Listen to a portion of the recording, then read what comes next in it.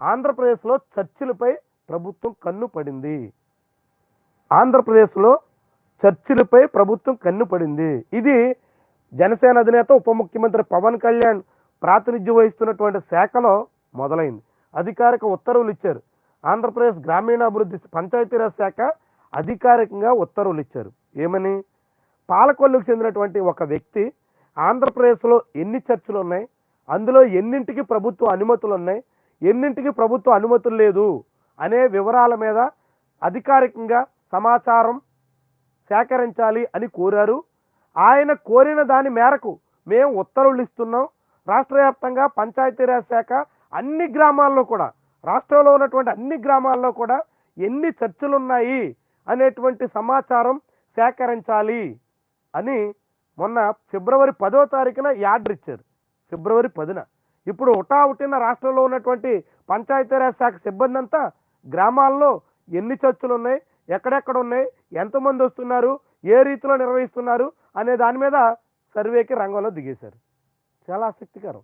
ఆంధ్రప్రదేశ్లో చర్చిల విషయంలో మరి ఇదే రీతిలో గుళ్ళు ఎన్ని ఉన్నాయి, గుళ్ళు ఎన్నింటికి అనుమతులు ఉన్నాయి అంటే దాని మీద చేస్తారా?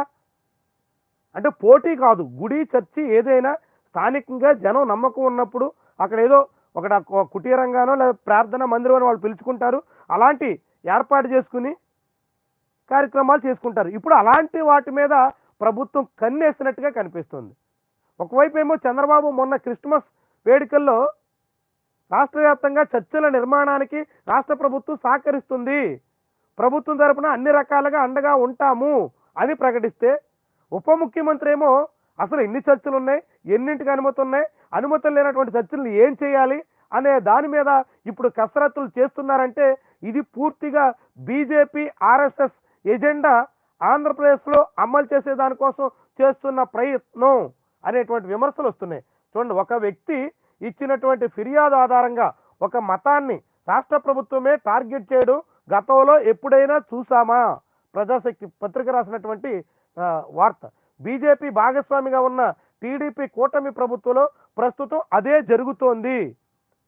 క్రిస్టియన్ మతాన్ని టార్గెట్ చేసినట్టుగా ఉంది అన్నట్టు ఈ పత్రిక రాస్తుంది. ప్రభుత్వంలో అది కూడా బీజేపీతో సన్నిహిత సంబంధాలున్న డిప్యూటీ ముఖ్యమంత్రి పవన్ కళ్యాణ్ చూస్తున్న శాఖలో కావడం కలకలం రేపుతుంది.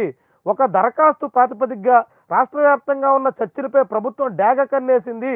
ఎన్ని చర్చిలు నిర్మాణాలకు అనుమతున్నాయి, ఎన్నింటికి లేవు అన్న వివరాలను సేకరిస్తుంది. అనుమతులు లేకుండా నిర్మాణమైన చర్చిలపై చర్యలకు సిద్ధం అవుతుంది. ఇది ఉదంతం. ఆంధ్రప్రదేశ్లో రాష్ట్ర వ్యాప్తంగా పల్లెల్లో ఉన్నటువంటి పంచాయతీరాజ్ శాఖ పరిధిలో ఉన్నటువంటి మొత్తం చర్చల వివరాలన్నీ సేకరించే పనికి ఇప్పుడు పవన్ కళ్యాణ్ పూనుకున్నారు. ఆంధ్రప్రదేశ్లో మత రాజకీయాల ప్రభావం ఏ రీతిలో పెంచుతున్నారో, ఏ మాదిరిగా పోషిస్తున్నారో, ఎటు మళ్ళిస్తున్నారో ఆలోచించండి. ఎక్కడో పల్లెలో ఏదో చర్చ్ ఉంటుంది, ఎక్కడో 10 మంది కూర్చుని అక్కడ ప్రార్థన ఇంకోటి ఏదో చేసుకుంటారు. ఆ ప్రార్థన చేసుకుంటున్నటువంటి చర్చలకు సంబంధించి సమగ్ర వివరాలు సేకరించే పని ప్రభుత్వం చేస్తుంది.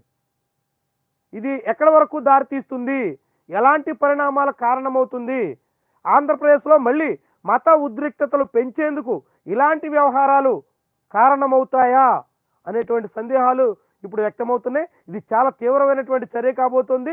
ఆంధ్రప్రదేశ్లో ఇది ఒక ముఖ్యమైనటువంటి వ్యవహారంగా మనం భావించాల్సి ఉంటుంది.